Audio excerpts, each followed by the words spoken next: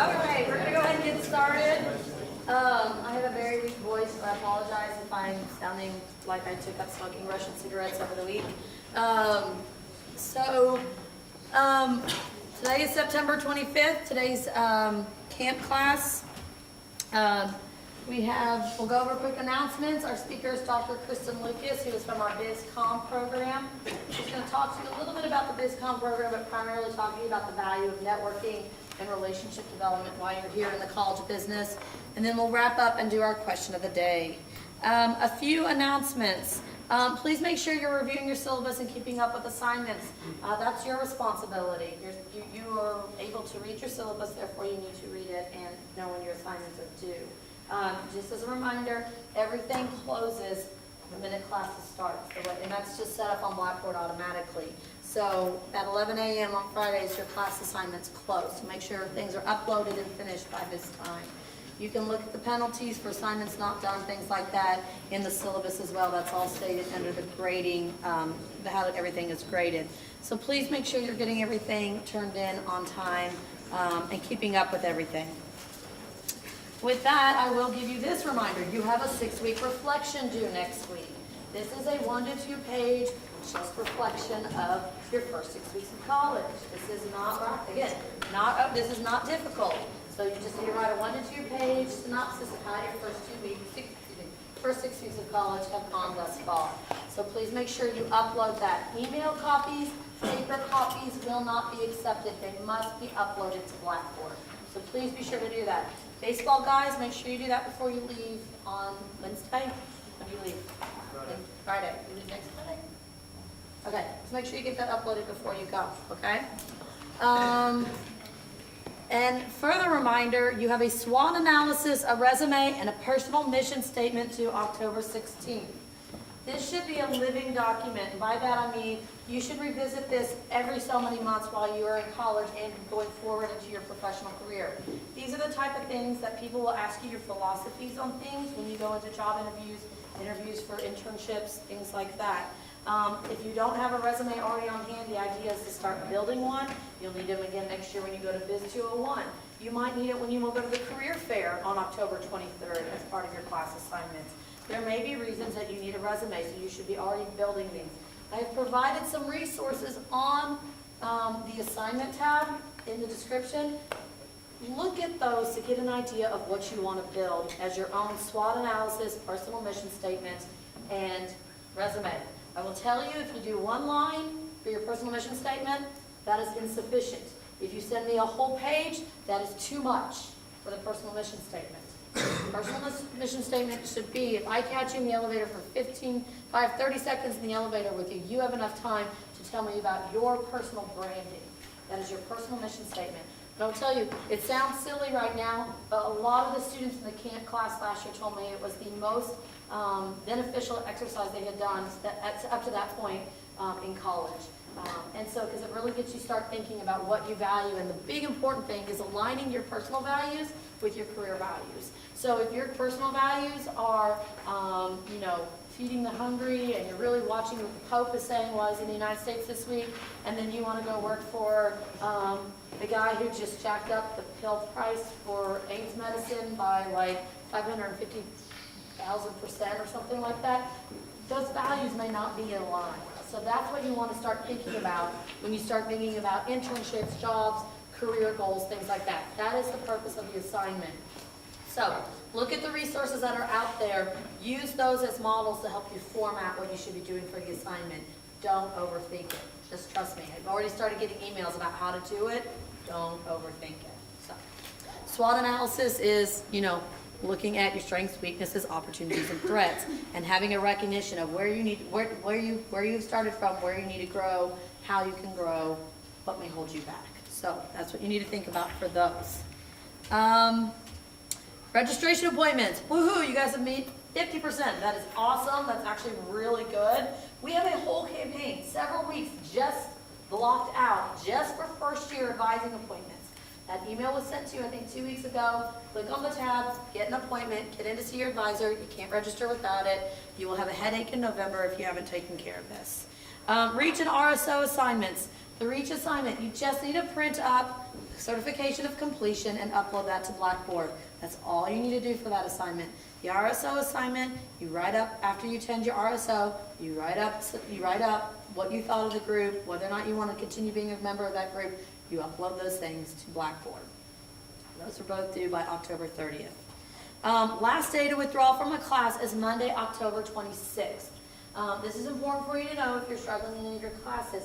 You must be aware that if you go below 12 hours, you will not be in full-time status and could become penalized for scholarships and financial aid. So you must also take that in consideration before you drop a class. So if you're currently in 18 hours and you are not doing well in something, you may consider this route. The W will show up on your transcript.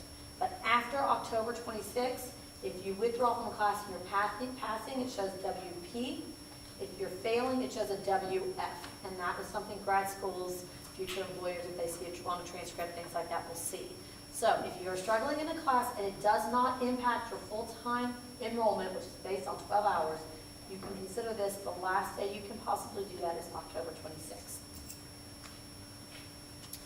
A couple other things just real quick. If you're a member of the golf team, please see me after class. You did not put your name on your absentee forms. Several people are asking about study abroad. Please wait until October 9th. We'll get to it, I promise. And then also just so you know, in case anybody's wondering, I do check the name tags against the roster after we advertise them every week. So make sure you're getting them back in there. If your name tag isn't in there from the previous week, you've been considered absent even if you were here, because that's how we check you out. We check you in by the pickup, we check you out by the drop-off. So just make sure you're doing that on your way out of class, okay? All right, so our speaker today is Dr. Kristen Lucas, and I will let her have the floor. So, all you. Can you hear me? Excellent. Good morning. Oh, that doesn't sound like a very good morning. Good morning. B minus. Can I get an A? Good morning. Good morning. Good morning. Oh, that's so much better. So much better. I'm Kristen Lucas. I'm a faculty member in the management department, and part of my job is I have responsibility for our business communication area. So many of you will see me in class when you are sophomores or juniors, but I want to tell you right now about this really great service that we have available to you that some of you might be interested in. So does anybody here ever have writer's block? Okay, does anybody here proofread their assignments, but yet somehow they miss mistakes? Okay, is there anybody here who maybe sometimes doesn't know exactly how to structure a speech? Okay, or maybe has to write something and is just trying to figure out how to get something across more clearly? Okay, all right, so this is tough stuff. Being able to write in a way or speak in a way that is professional and clear, concise, evidence-driven, and persuasive can be a really difficult task. Some people love writing. How many people love writing? They're like, oh, let me write stuff. Okay, I see about 3 hands go up. That's not a really high percentage. And how many people love giving speeches? Okay, a few more, excellent, so that's good. But for some people, they struggle, and for some people who are good and really like to do well, they want to do even better. Well, we have a service for you, and that is our BizCom consultant. How many people have heard of our BizCom consultant? Okay, so if you have a smartphone right now, maybe this is breaking class rules, but if you have a smartphone right now, if you want to take it out and type in an address, I'd like you to type in an address and bookmark it. It's BizCom, BIZCOMM dot you can book, and that's you spelled out, Y-O-U, can book dot me. It's kind of a weird website address. What do you see? bizcom.youcanbook.me. What color is it? Pardon? Is it loaded up for anybody? Pardon? It's white, purple, all right, so kind of purple background, maybe you're seeing white.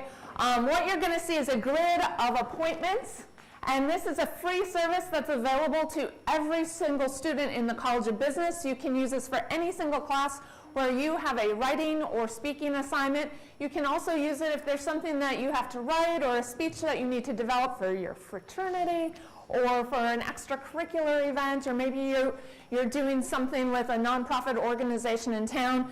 This is a really fabulous service, and the person who works there, her name is Catherine Perry. She is terrific, and she can coach you on writing and speaking. And even if you're having troubles with team members, maybe sometimes you have trouble with teammates, right? On group projects, maybe somebody's not pulling their weight. She can even coach you through how to work with troublesome teammates. So this is an absolute free service that's available to you every single year that you are here in the College of Business. So we encourage you to take advantage of that resource. To give you an idea of how valuable this is that if you were out in business and wanted to hire somebody like Catherine to give you some executive coaching, you would pay at least $100 an hour. So this is a really, really valuable service. So keep that website bookmarked. And if you ever need help or if you want that little extra boost, we're here to help, okay? Okay, well, today what I'm going to be doing now is shifting gears and talking to you about how to build your professional network. And so I want to talk to you about social network basics, give you some strategies for how to build your network, and also give you a warning about some stuff you need to consider if you're building that network online. So you've probably heard the expression, it's not what you know, it's who you know, right? Yeah, because what they're talking about here is social networks, or a pattern of connections between individuals who share some sort of relational tie. And you as an individual are a part of all kinds of networks. You're each a part of a friendship network. And maybe your friends are here at U of L, maybe your friends are back in your hometown, maybe you have friends all over the world, but you're part of a friendship network. You're also part of an alumni network because you're all high school graduates. So you're part of that alumni network, and you are positioning yourselves to become networks of the U of L alumni network.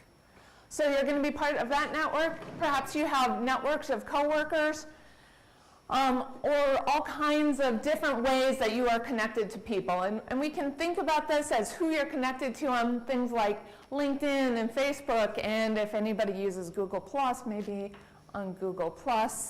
But it's also networks that exist in real life that don't necessarily have to have an online tie.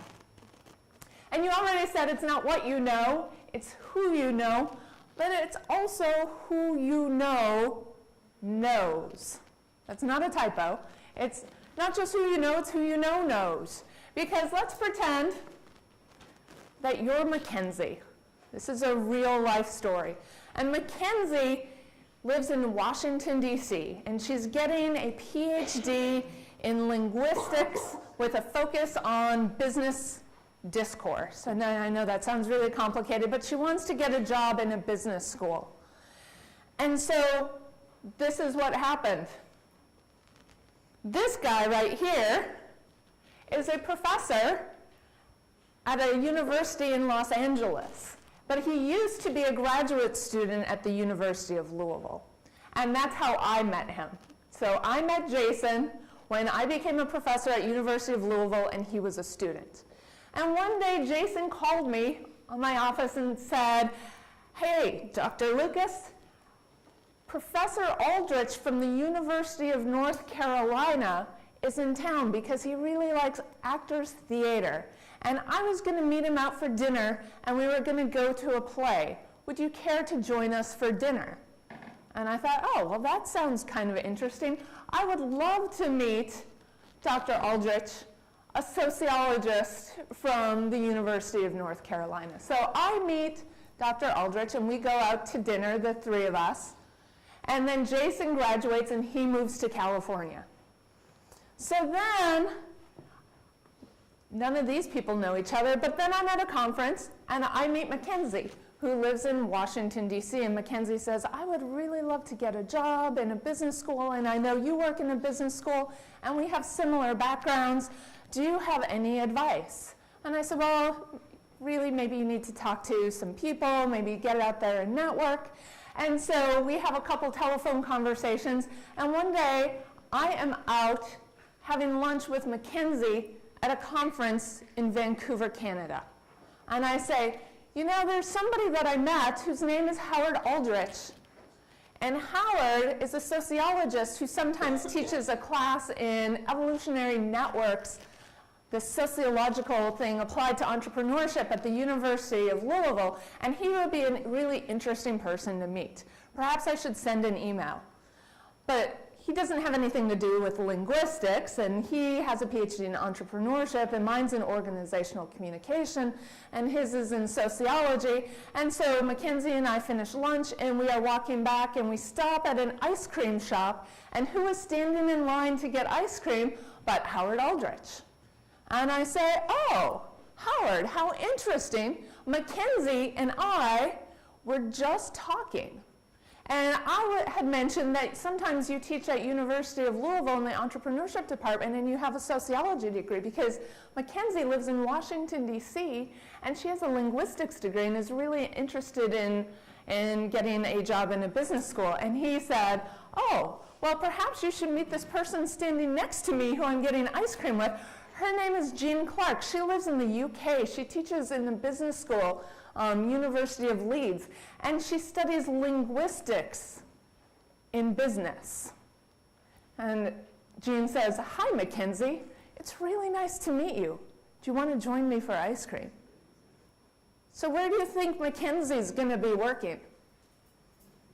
In the UK, from a job offer that was made to her standing in line for ice cream in Vancouver, Canada, after she met somebody out for lunch from Louisville, Kentucky, who was introduced to somebody who is a graduate student but now lives in Los Angeles.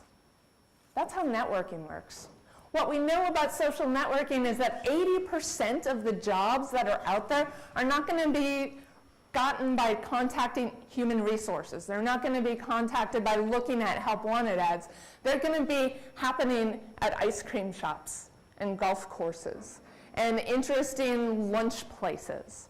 They happen from networking.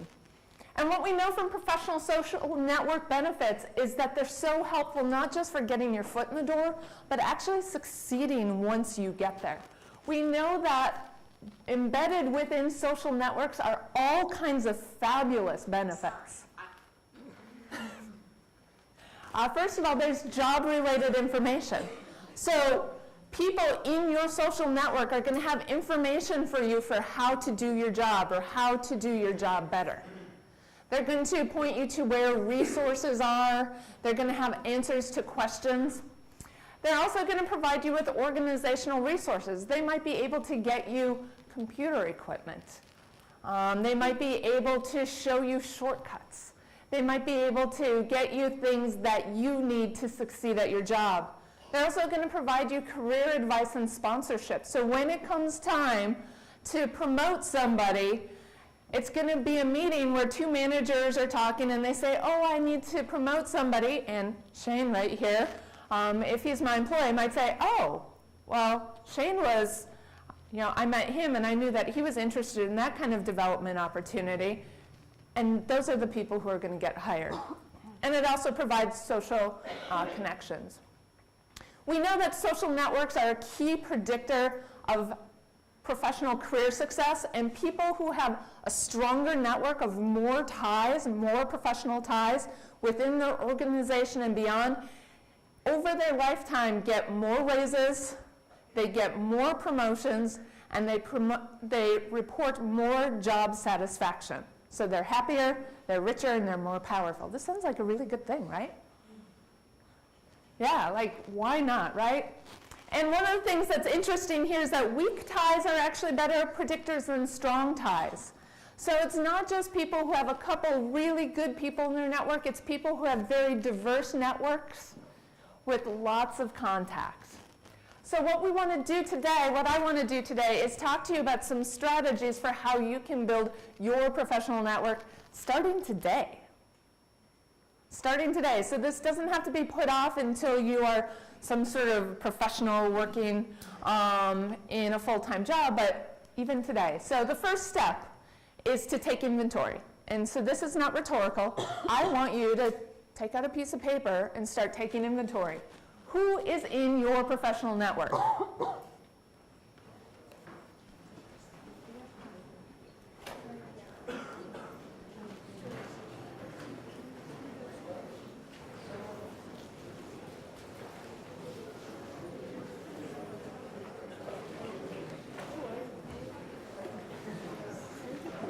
And again, this should be with an eye towards what you want to do as a career. So how many people in here are accounting majors? All right, so for those accounting majors, what teachers and professors in your professional network are going to be really important for you becoming accountants?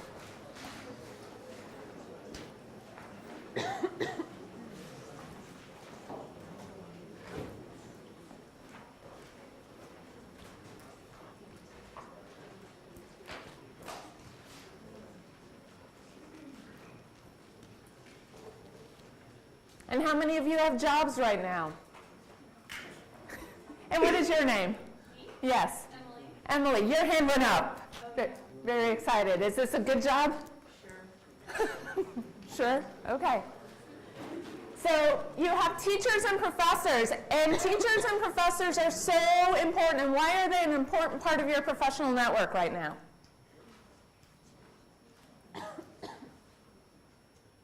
So of the people who are accounting majors right now, how many of you are working in accounting firms?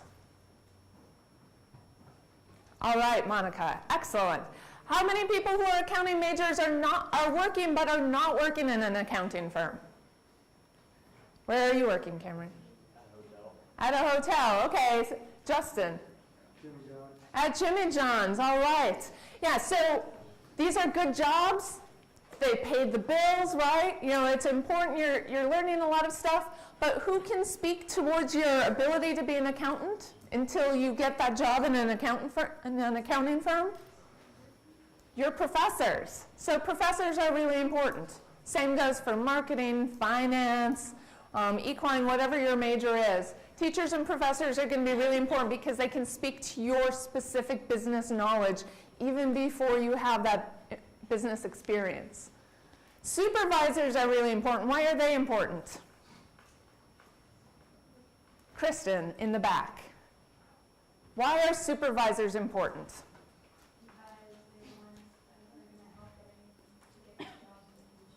Yeah, so they can be a reference for you for getting jobs in the future. They can speak to your work ethic. They can speak to what kind of employee you are. Are you a nice person to have around? Why are family friends important? Yes, Samuel. Yeah, so they know you personally. I used to work for Shell Oil a bunch of years ago, and I moved to Houston, and one of the things I noticed is, so I started in the Michigan office, I moved to Houston, and when I got to Houston, one of my friends in Michigan office said, oh, you should hang out with one of my friends.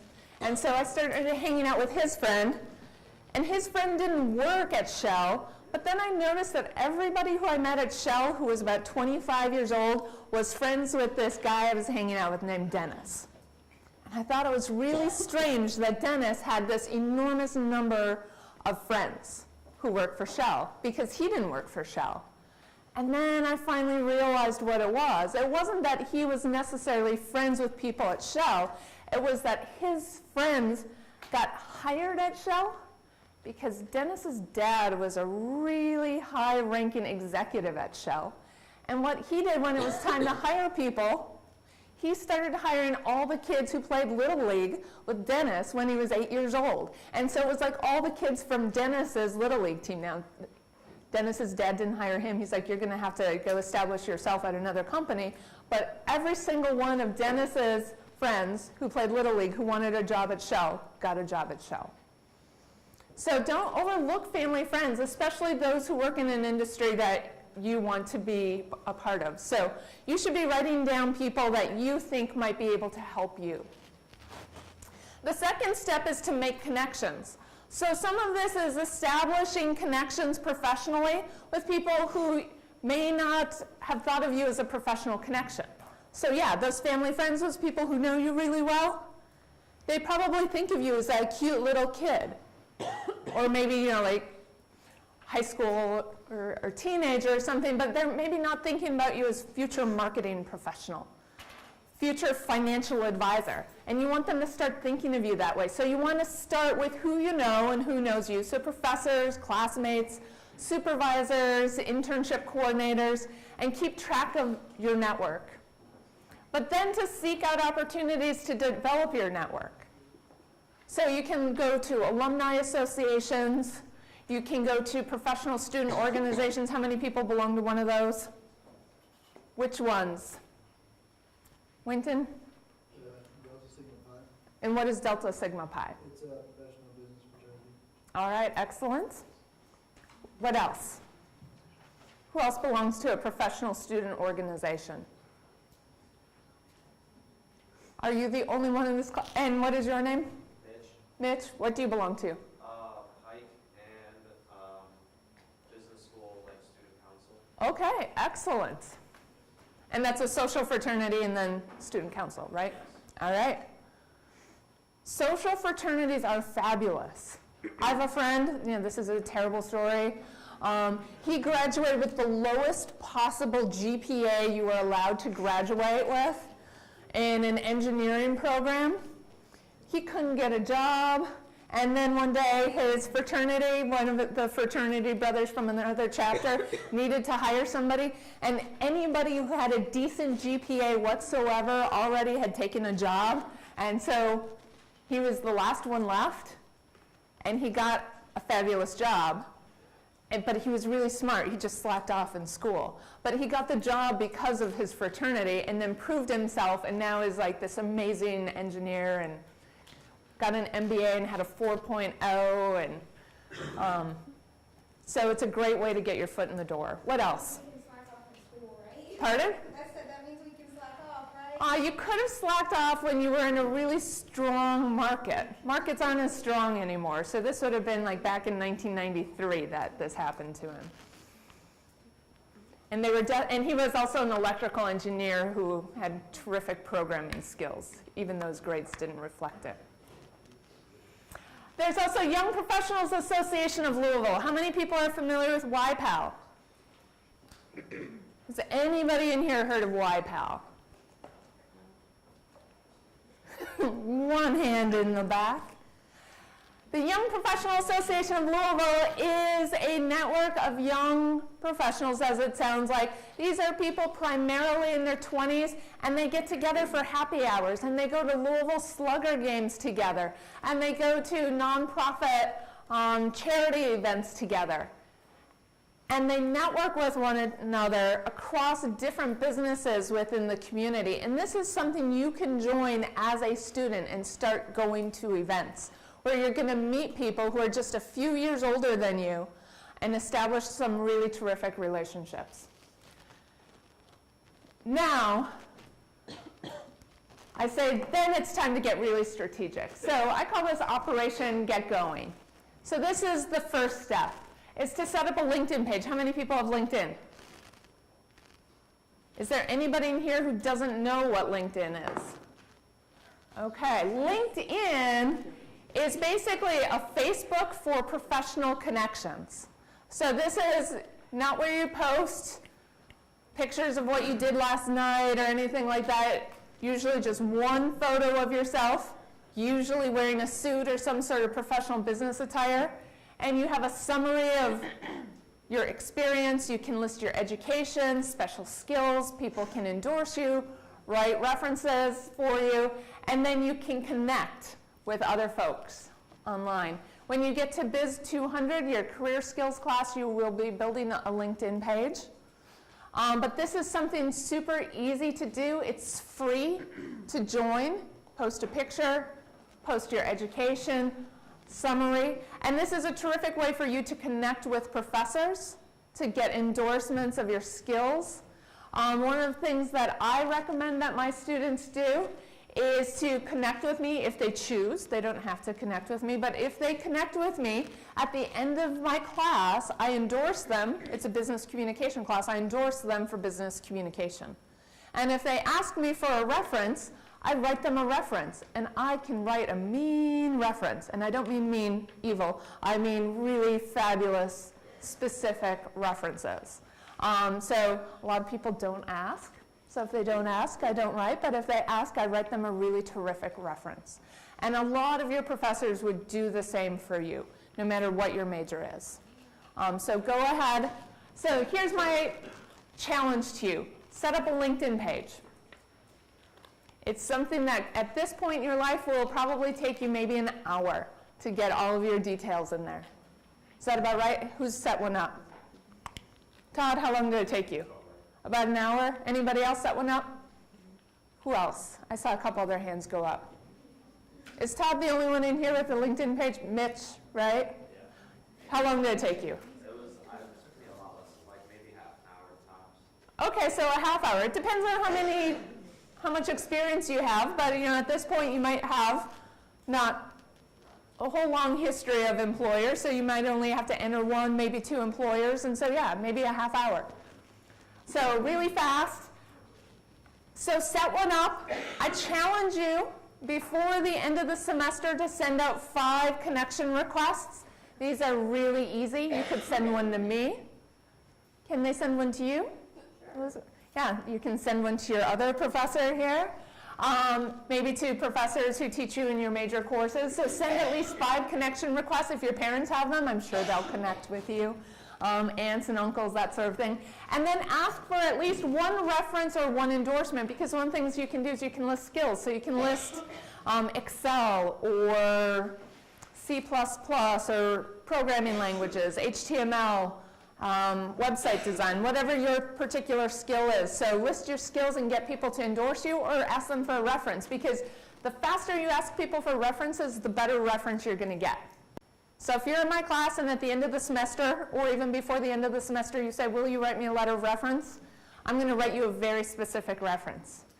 If you wait until you graduate and say, you had me 3 years ago when I was a sophomore, can you write me a reference? I'll say, yes, I can write you a reference, but it's probably going to be generic, because I'm not going to remember all the specific details. So ask people when it's fresh. When you get out of a class and you've done really well, ask a professor to write a reference for you. So this is what my page looks like. But here's a warning. Going online and creating a LinkedIn page becomes very dangerous. And the reason why it's dangerous is because of this thing called cyber vetting. How many people have heard of cyber vetting? All right. How many people have heard of employers looking you up on Facebook and making decisions about you? That's cyber vetting. So employers are going to look you up, whether you like it or not. And they're going to make judgments about you. One of the things that came up in the news in the last couple months, I used to live in Nebraska. The biggest thing going on in Nebraska is the University of Nebraska Cornhuskers. Perhaps you've heard of them. They have this little football team that they're kind of excited about. And there was a guy who finally fulfilled his lifelong dream, relatively young guy, who was chosen to become the new voice of the Nebraska Cornhuskers. He got hired to be the game announcer. I mean, wow, right? Like, for some people, this could actually be your dream job for insert your favorite team here. He was so excited, and he was fired less than 24 hours later. Did I hear why? Who said why?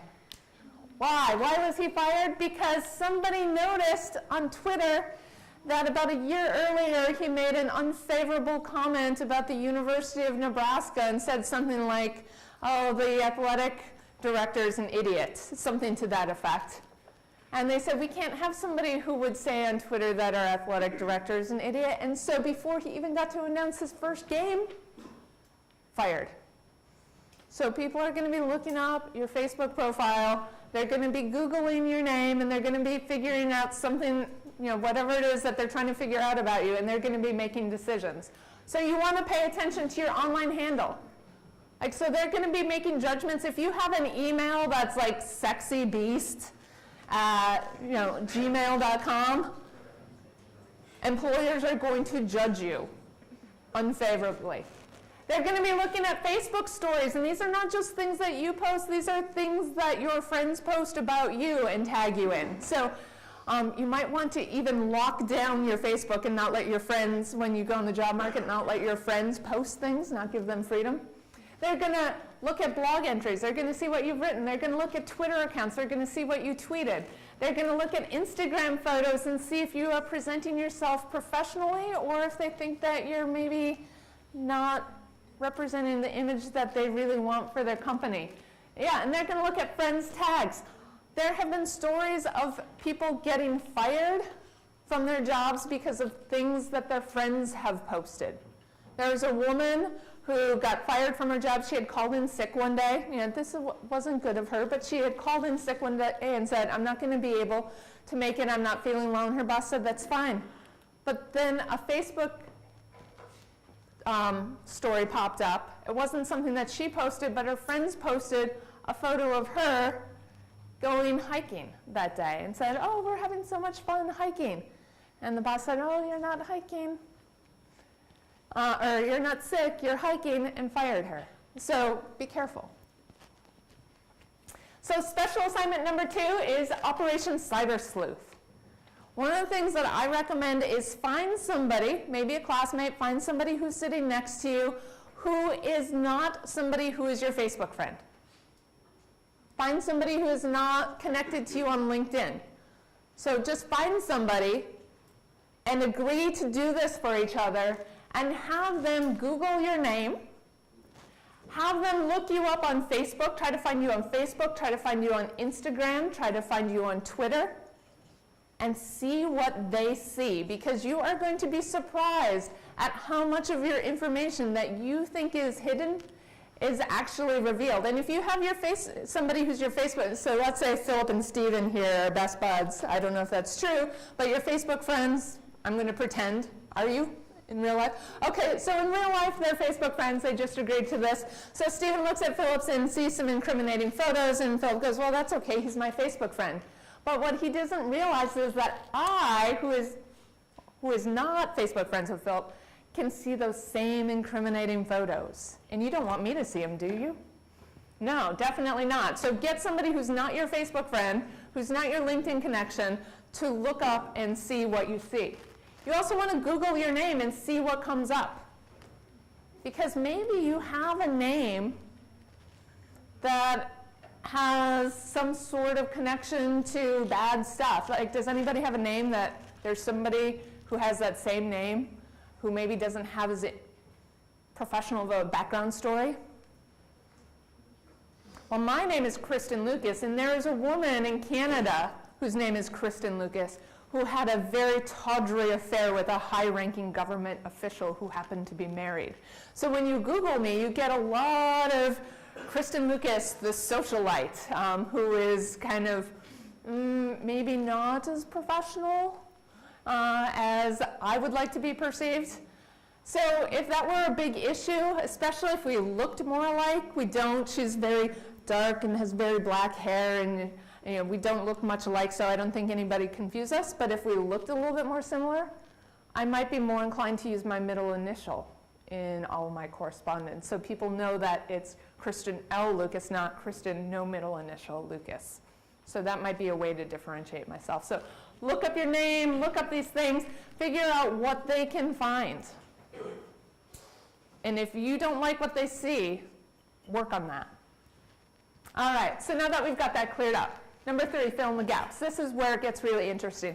I want you to right now take 2 minutes to think about your dream job, and I want you to turn around to the person next to you and tell each other what your dream job is. Like, I want to work for the Dallas Mavericks, or I want to go to Google, or I want to, I don't know, what do you want to do? Tell the person next to you.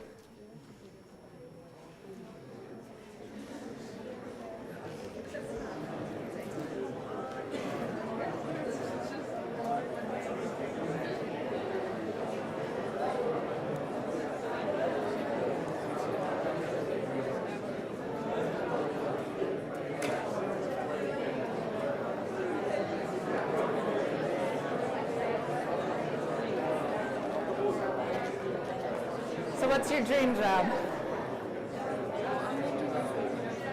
Okay. So I really want to work in a big corporation, like a big city. Okay. Excellent. So what's your dream job?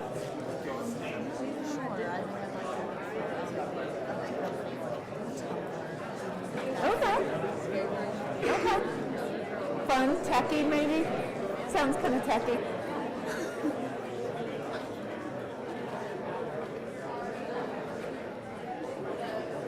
So what's your dream job? All right, what kind of lawyer? Maybe personal injury, not criminal offense. Okay. Here in Louisville? Maybe? Okay. All right, cool. Okay. All right. So what are some of the ideas that came up? Marketing. What kind of marketing? Oh, sports marketing. For what kind of sport? Oh, okay. Very cool. All right. What else? Yes? I'm sports marketing too, but now I just want to go to law school and become a sports agent. Oh, nice. All right. Excellent. What else? All right, somebody over here. Olivia? Dream job. Okay, and when you retire from professional golf, what do you want to do in business? Okay. Okay. Who else? Yes? I'd like to be a stockbroker. Oh, a stockbroker. Here in Louisville? Oh, no. No, where? New York, excellent. See, I mean, like this is the type of stuff that I'm talking about, is getting specific. So, sports agent, like Louisville Slugger Field, oh no, New York, right?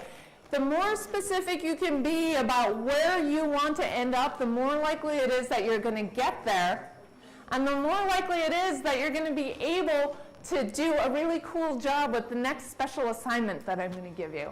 So what you need to do is think about your dream job and kind of lay out what you want it to be. When I was in undergrad, I'd actually dropped out of college and worked as a truck stop waitress, and then I worked at a bank as a repo man, and so I had a lot of banking experience. I went back to college. I got a degree in public relations, but I really sort of like that banking and finance side of things. So I'm like, I want to do financial public relations for a big firm or maybe a corporation, but I want to get out of this I lived in a really small town. I want to get out of this small town. So I had a dream job. And then you need to think about the kind of network that helps you get and succeed in that job. So what you should be doing at this point is thinking about, okay, what is going to help me be a stockbroker in New York, or be director of marketing for Slugger Field, or a sports agent, or a lawyer, or a big corporate person in a city, right? So you figure out what that is, and you're like, okay, what do I need? Because what are some of the things that you think you need in general? Yes?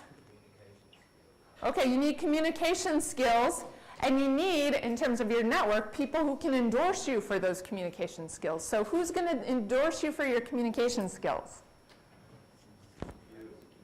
Your business communication professor, perhaps, can be one good start.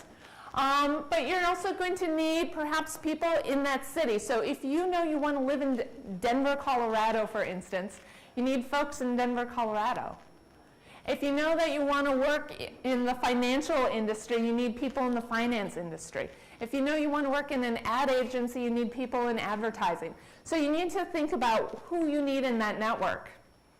And then you look at your current network. So maybe you look at your LinkedIn page and say, all right, so who do I have in my network? I have these 6 people, and they don't look anything like the people that I think are going to help me get this job, but how can I fill in these gaps?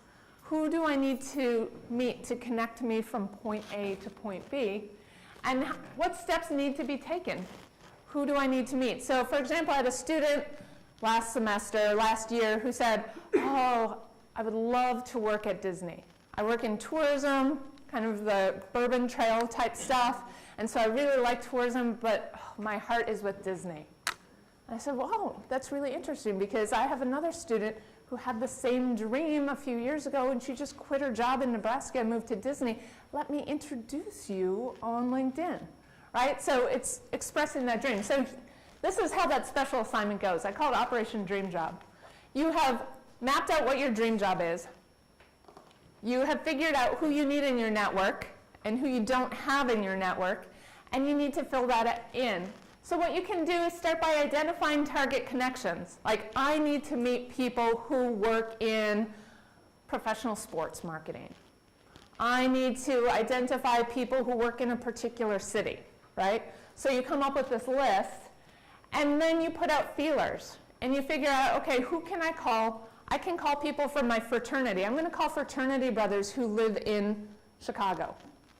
Even if they're not fraternity brothers who were in my chapter in the years that I was there, but part of my national fraternity network. Or I'm going to contact the University of Louisville alumni office and see if there's alumni in Louisville, from Louisville, who are in Chicago who I can talk to. So you put out those fields, then go and conduct an informational interview, because this is the amazing thing. You're all first years, right? The amazing thing about being a first year or a sophomore or even a junior is that you are not threatening to people. And what I mean is not threatening is that people don't want to have somebody come, they don't want Rachel to come and say, do you have a job for me, if they don't have a job. So they don't want to talk to you when you're a senior as much, unless they have a job. But when you're a freshman and sophomore and even a junior, and you say, I want to talk to you about opportunities in your organization, and no, I'm not looking for a job because I'm just a sophomore, they say, oh, well, then come on over. Like, I'd love to talk to you then, because people love to talk to students. So this is what I did when I was in undergrad. I mentioned that I wanted to work in financial public relations. So it was the 1990s. I pulled out my paper directory, because Google didn't exist yet, but I pulled out my paper directory of people who worked in the financial public relations industry and who are part of an organization called Public Relations Society of America. And I was the chapter of the Student Public Relations Student Society of America, and I started calling them on a rotary dial phone, because it was the 1990s. And so I picked up my phone and I said, hi, my name is Kristen Lucas. I'm calling from Northern Michigan University, where I'm president of the Public Relations Student Society of America. And I saw that you are a member of the Financial Communication Division of Public Relations Society of America. And I want to know if you would be available, because I'm going to be in Chicago on June 8th, and I was wondering if you had time to talk to me. And they'd say, oh, well, we don't have a job. And I'd say, oh, but I'm a sophomore. I don't need a job. I have to go back to school in the fall. This is just informational. And they'd say, oh, yeah, absolutely, I have time to talk to you. In fact, do you want to come at noon and we can go to lunch? I had no plan to be in Chicago on June 8th. I made that up, because I wasn't going to be there until they said yes. And then they said yes. And then I called somebody else, and they said, do you want to meet for lunch? And I said, oh, I can't. I already have lunch plans. And they said, okay, well, how about coffee and bagels in the morning? So I had lunch provided for me. I had breakfast provided for me. Then I extended another day, and I had lunch and breakfast the next day. And I extended another day, and I had lunch and breakfast and lunch the next day. So I had all of my meals paid for me, and I asked them really terrific questions. Things that I would not ask on a job interview, because I'd be too afraid. So I said, so how much money does somebody in this kind of job make? What kind of raises do they get? What's their opportunities for promotions? What kinds of skills and experience do they need? Can you take a look at my portfolio and tell me what you would want me to do, knowing that I have still 2 years on campus, to make myself competitive for one of these positions in 2 years? And they gave me all the answers. And so it was a really fabulous experience. I've had students who have done this. I have a student who, her dream job, she said, I don't really have a dream job. I want to work in marketing, she said. But my biggest thing is I want to move to Salt Lake City, because that's where my boyfriend lives. And we want to be together after I graduate, because we're not going to do the long distance thing. And I said, all right, so put out feelers. And the way that you put out feelers is let people know that you're looking for a job. And tell your boyfriend that you're looking for a job, and have him put out feelers and start calling people. So she did this. She said, well, what I'm going to do is use my spring break, because I'm going out to visit him anyway, but he's going to be working during the day. So during the day, I figured I'd do this. So she started calling people and saying, hi, my name is Tiffany. I'm a junior marketing major, blah, blah, blah. I'm going to be in Salt Lake City this week and was wondering if you would have time to meet with me. And you know what they said? Absolutely, do you want lunch? And so they all started offering to buy her lunch and conduct these informational interviews. At the same time, her boyfriend was out jogging one day with his buddy who he jogged with in the morning and said, yeah, my girlfriend's doing this like weird informational interview thing, and I'm supposed to be telling people that she's looking for a job in marketing. He's like, isn't that kind of like a crazy joke? And the buddy says, oh, marketing? And he's like, really? What kind of marketing? He's like, I don't know, sports, entertainment, something like that. He's like, oh, well, my aunt just got, she used to like head up the Olympic committee and does the head of marketing in Utah Jazz and blah, blah, blah. Does she want to meet with my aunt? Because he and his buddy never talked about his aunt. She didn't come up in conversation, but as soon as I put out that feeler, she had a bunch of job leads. I had another student who did this, but he did it at his own company. He was a bit of a non-traditional student, so he did this within the company, contacted the president of the company and said, could I do an informational interview with you on the phone? And the guy said, well, actually, I'm going to be in town for a meeting. I'll just take you out to dinner because I was going to go to dinner alone. He did the informational interview, and the guy said, in all my years of being president, nobody has ever shown this much initiative. I love that you're doing this, and I just want to let you know that we have a management position waiting for you as soon as you finish your degree. So hurry up and finish that because we want to promote you. So this is so important to do.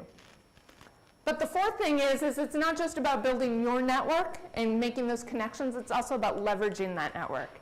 So figuring out how to make it work for you. Because you can build a network within your organization as well. So it just doesn't stop at getting hired.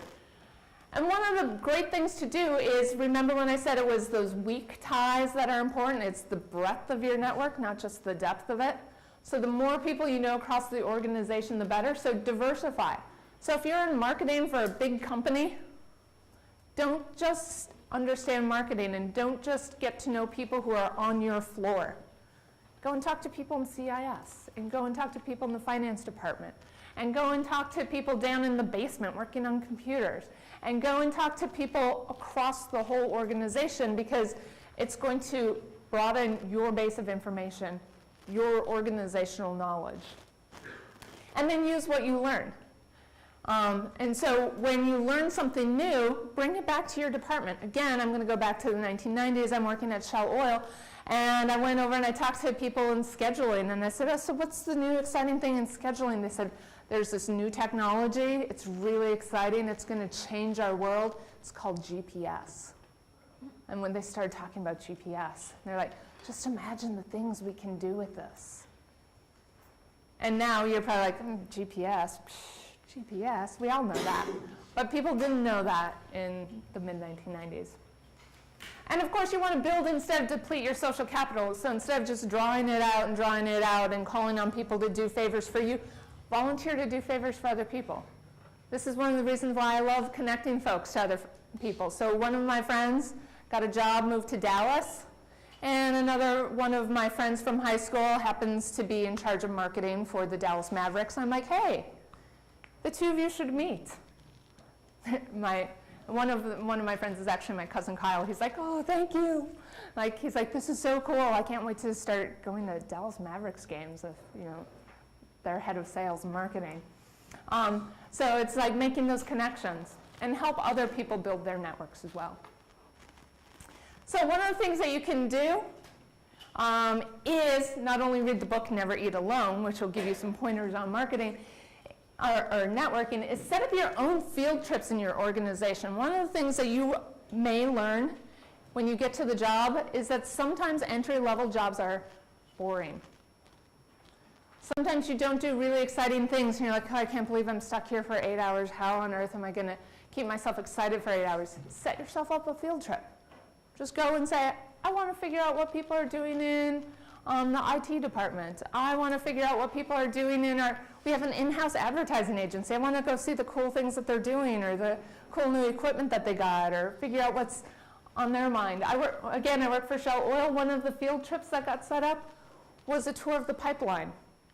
Now, you might be going, oh, a tour of a pipeline, that's not really exciting, until you find out that a tour of the pipeline means that instead of going to your office in Houston, you drive down to the Gulf of Mexico in the morning and you hop on a helicopter and you fly out over the Gulf of Mexico all day. Then you're like, maybe that's really cool. And guess what? That's not vacation day. That's not personal time. That's you learning about the company, learning about business and what's going on. So set up your own field trips. Do fun things when you're at work. And reach out to those likely and unlikely connections and share that information, because you come back and you're like, oh yeah, I was down when I was at Pipeline, and I knew that they were having this problem, and it's connected to this thing that we're doing with pricing over here in this department. Then you're going to be the star. And that's when you get those raises and those promotions and interesting assignments and more job satisfaction. So the takeaways here is that your social network is one of your most valuable resources for career success. Because in addition to you gaining really important information while you are in school, that what you know kind of information, you are getting an opportunity to know a lot of people who also know a lot of people. So build this network and leverage it. And it's a lifelong process that should begin now, because if you decide that you need a network the week before you graduate, it's going to be really hard to build that network. Reaching out to people that you've met but haven't talked to in 6 months, or maybe haven't talked to in 3 years, is going to be harder than reaching out to them a week after you've met them, or the day after that you've met them.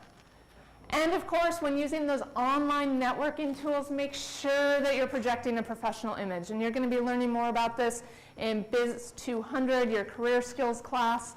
And the people down in the Ulmer Career Center can give you really great advice. The BizCom consultant can even help you with this to a certain extent, but make sure that you're out there and you're professional in your presentations, because people are not just going to be looking for you to reach out, but they're going to be reaching out to you, and they're going to be connecting only when they see that you're a professional. So, does anybody have questions?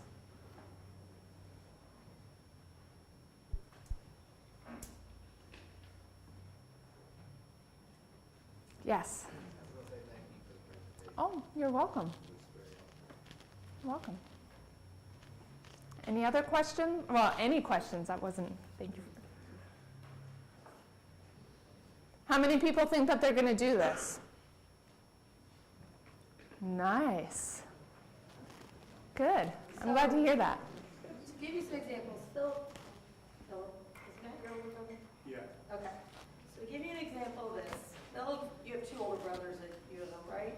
Both. Okay, so his oldest brother, Matt, graduated from here recently, and I worked with him when he went to study abroad. I logged into my LinkedIn profile yesterday and found out that Matt is working in sports marketing for the Minnesota Timberwolves.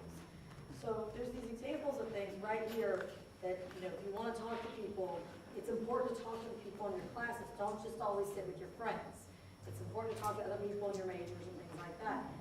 I second the value behind social fraternities and sororities. I have when I went to college in Chicago. I got my first graduate degree in Chicago, and so I actually have a very strong network in Chicago. So those of you who are geographically thinking that, you said Michigan, Nebraska, and Texas. Purdue. So you have, so you need to know where these connections are. But so anyway, when I was living in Chicago, my roommate's boyfriend, who was with us all the time, was moving in from Michigan, couldn't find a job, went for a job interview and got it.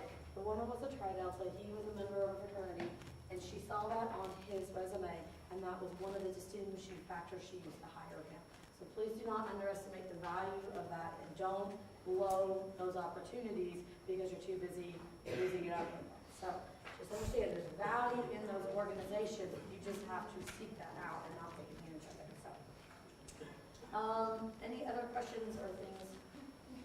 Yes, Catherine. What if we don't currently have a very big resume, but we still are interested in asking people about information about their companies and things? What would we talk about other than just take a look at what I've done? This is the perfect time then to talk to them. Because what I did, and I didn't have I mean, I guess I had a little bit of a longer resume because I had dropped out of college and worked for a couple of years, but it wasn't a terribly impressive resume. But I just went in and I wrote an interview protocol.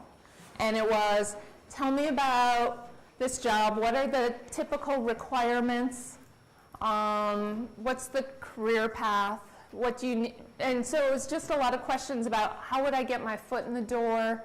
And they gave me really good, valuable information. And I had a portfolio. It wasn't a really impressive portfolio. It was kind of small. It had a resume. It had a couple writing samples.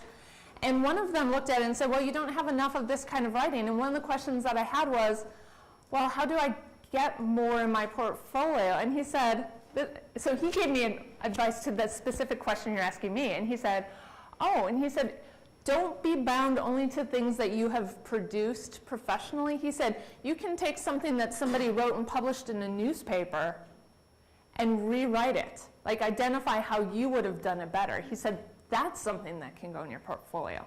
So that was super helpful.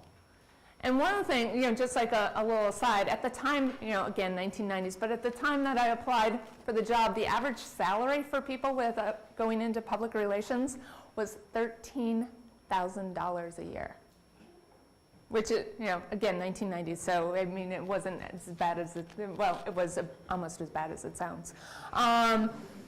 But when I talked to this person at Financial Relations Board, he said, well, here's what we do. We hire people, and they start out at 35, but you start out as an administrative assistant. And I thought, well, that sounds really boring. And that would have been something that if he had offered me a job as an administrative assistant, I'd say, well, I didn't come here to be a secretary. But he said, how it works is you're an assistant on a team, and they pay for you to get your MBA.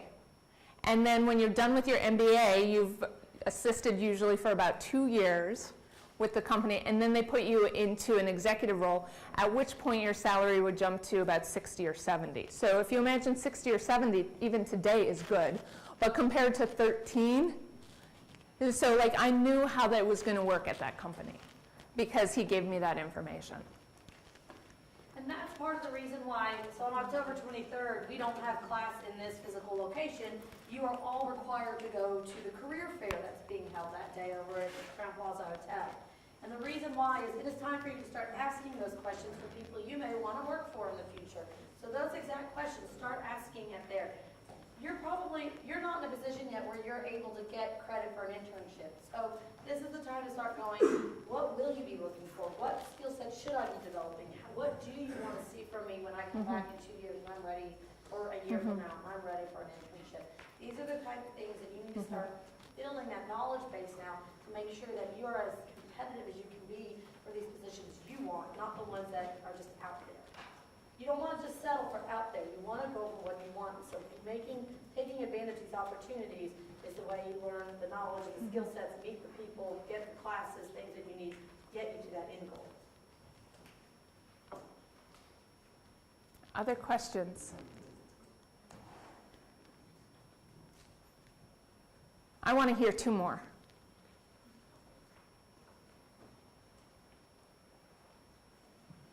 Yes, Tori.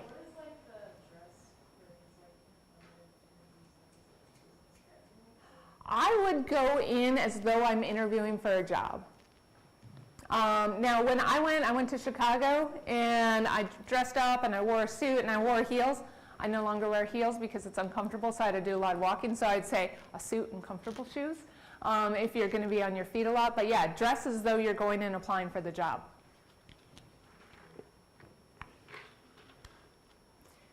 And sometimes people think that they can do these informational interviews by email, and that's okay because you might get a little bit of information, but it's a lot harder to write than it is to talk, so you're going to get less information from the person you're interviewing, and then they're not going to see your face, and so they're not going to remember you. So do it in person because they're going to remember you and you're going to get better information. And people like to talk about themselves, so having the opportunity to kind of talk about what they do interests most people. Okay, one more question.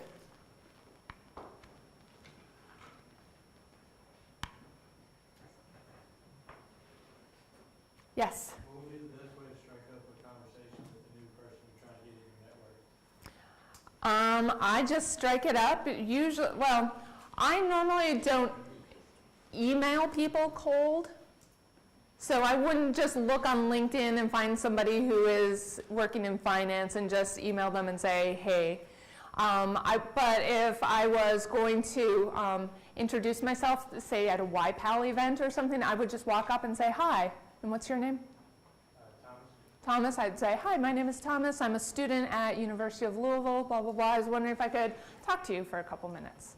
So that kind of thing. Or if you have some sort of connection that you can establish. So if one of the great things about University of Louisville is that this is going to be something that you can use to your advantage, especially if you're looking beyond Louisville. So if you're looking for a job in Atlanta, you can look at a network of folks who are in Atlanta and say, hey, I'm a student at University of Louisville, and that's an instant foot in the door. At that point, they say, yeah, come in and talk to me. So you can use that as well. And one of the things that you can also do is if you really want to be strategic and really play the game, is you can start reading the alumni magazine right now. Because the alumni magazine always has updates of who's done what. This person just got promoted. This person just got a job here or there. Write them a note. Hey, like, I saw that you just got this promotion. I want to say congratulations, and I'm so-and-so, and I'm a student, and if you would like to talk sometime, I would love to come in and talk to you. Okay, couple things real quick. Remember, if you're a member of the women's golf team, please see me afterwards.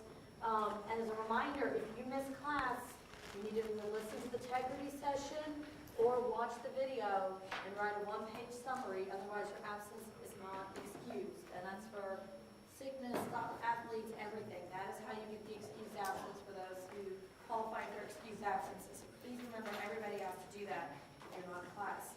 Okay, so your question of the day is, what do you think is the most valuable networking resource?